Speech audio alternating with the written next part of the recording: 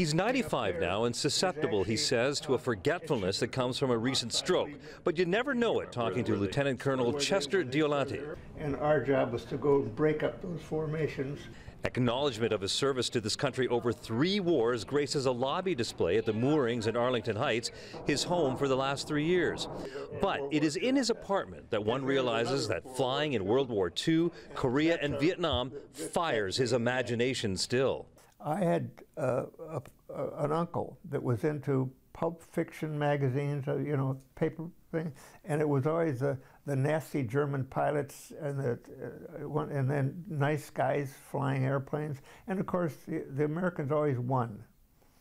So I used to read that, and that's what started me out. Born in 1923 in Evanston, he enlisted shortly after Pearl Harbor. After training stateside, he was sent to England, piloting P-51 Checkertails that escorted bombers across Germany.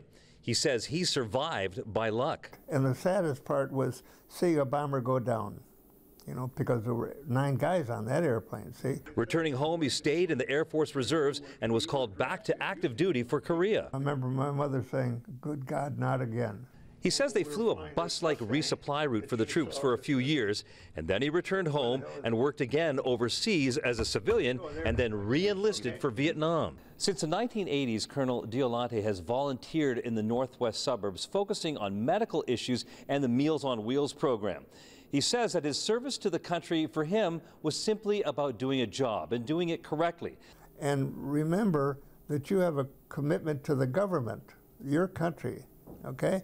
And you should do the best you possibly can. Hey, if you like that video, be sure to subscribe to our ABC7 Chicago YouTube channel.